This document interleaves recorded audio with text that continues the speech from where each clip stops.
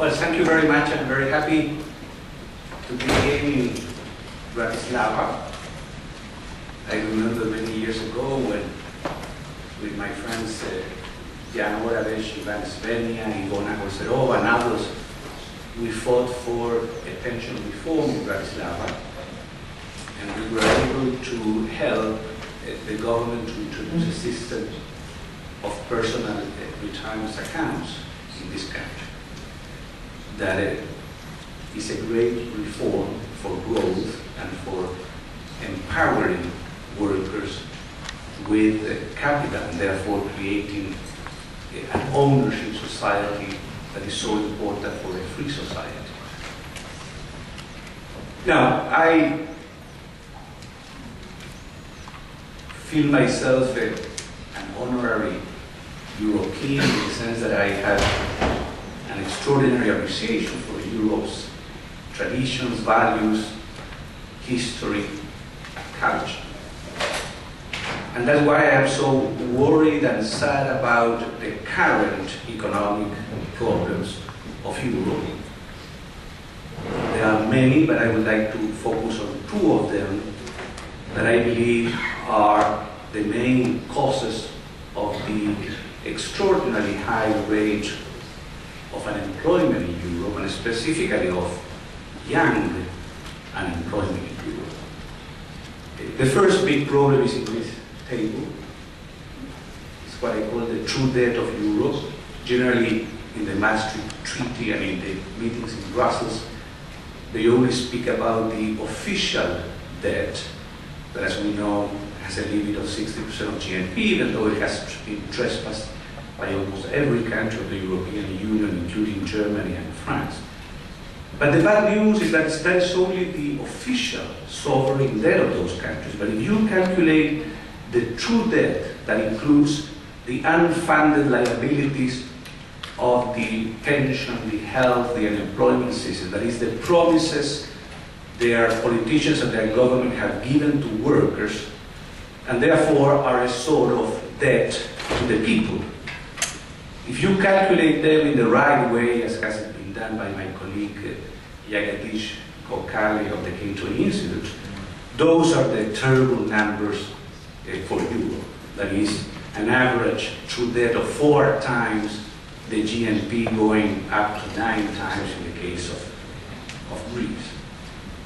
And then, if you look at the numbers of young unemployment, youth unemployment, that is so important for the fabric of Europe, you see numbers that go on average above 20%, in many countries going as high as almost 60% for Greece and Spain. Only last week, the German finance minister warned that failure to win the battle, he said, against youth unemployment could tear Europe apart. But then he said something quite curious. He said, but dropping the continent's welfare model will spark a revolution. So these are fighting words. Tearing Europe apart, a revolution. But there is a huge contradiction in this statement. Because in my view, the only way to solve in a permanent way the unemployment and the lack of growth of Europe is precisely to reinvent, to change, to radically transform the Bismarckian welfare system. Now, the German finance minister believes that because of changing the welfare model, you will spark a revolution. Then, of course, what he's saying is he doesn't know how to get out of the problem. And they are faced then with paralysis and recession and unemployment.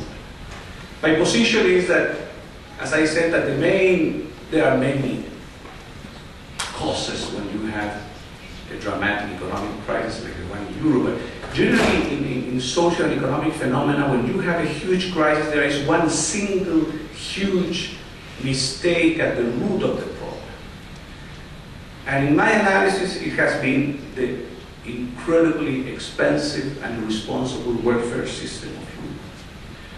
As we know, the father of that system is this man whom, if I meet him in the street, I would be feared on his face.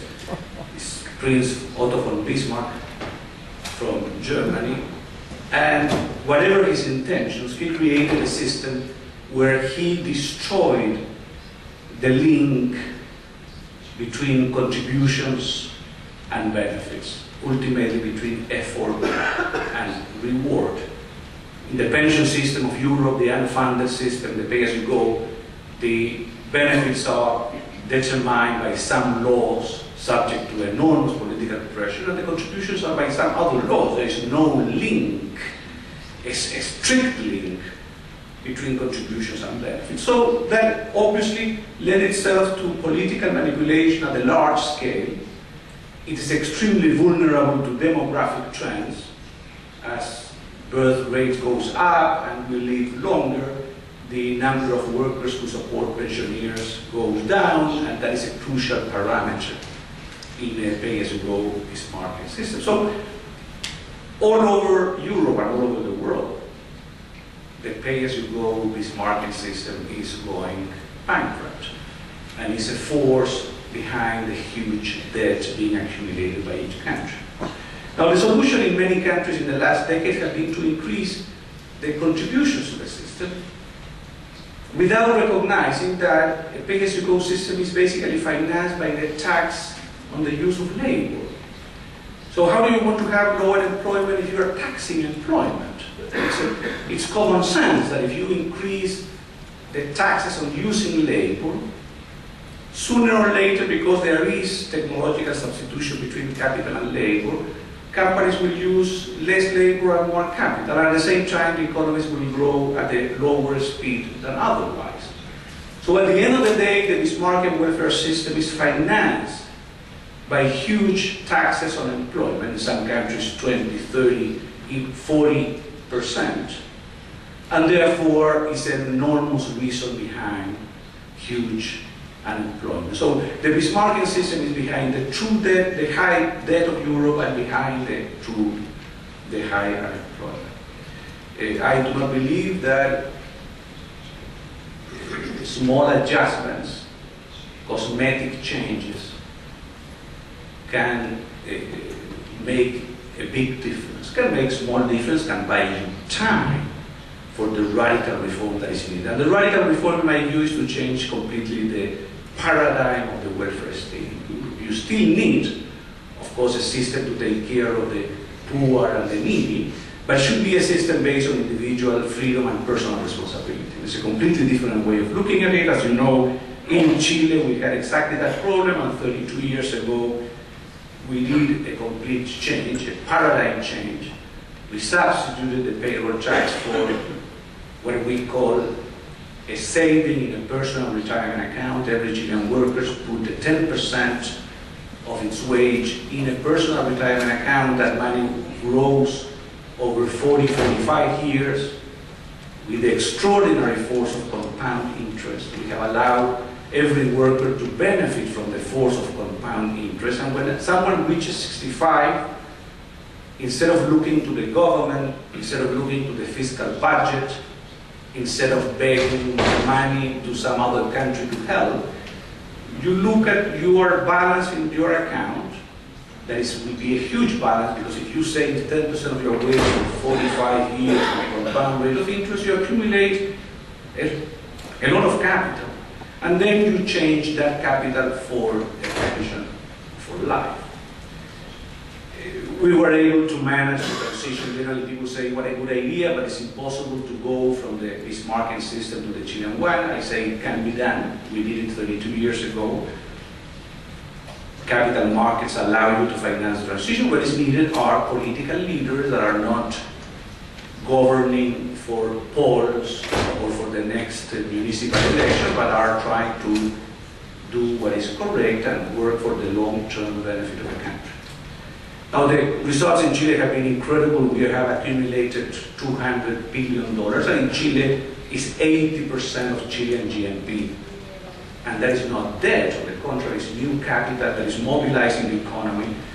Our pension debt that was 100% of GNP is now 6% and going to zero. as pensioners from the old system retire, and therefore the old system fades away.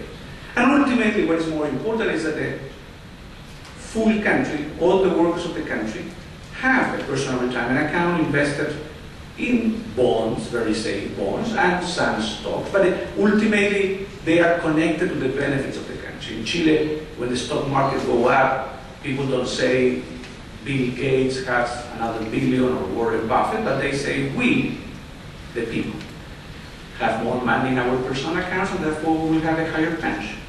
In 32 years, the rate of return has been 8% above inflation on average for 32 years. It could be less or more. The rate of return depends on many, many variables. But ultimately, any positive rate of returns compounds over 40 years. And so you are using the power of capital markets ultimately to benefit the pension of the workers. So this can be, the results in Chile have been a huge increase in the rate of growth. This is a graph of 200 years of growth in Chile. You can see very slow growth, and therefore poverty, political instability, exasperation. And in 1975, that was the year in which we went in a radical way toward a free market economic system. The rate of growth has boomed to around 7% a year. You can see the line there, it's incredible. And poverty, therefore, has gone down from 50% to only 11% of the Chilean population. So this is a huge success. In social terms, because it has decreased poverty, this is a number from the UN Economic Commission, it's not a number from the government, it's an official number, poverty, I repeat, from 50 to 11%, because nothing reduces poverty in the best way than having a high rate of growth with full employment. And the full employment comes because we have eliminated the tax on the use of labor. In Chile, there is no tax in the use of labor. You have to save 10% of your wage, but people don't look at that as a tax. But there is no other tax on the use of labor. Therefore, you eliminate taxes on the use of labor, you change the welfare state, you have high growth, and you are able both to reduce the debt and to eliminate unemployment. Thank you very much.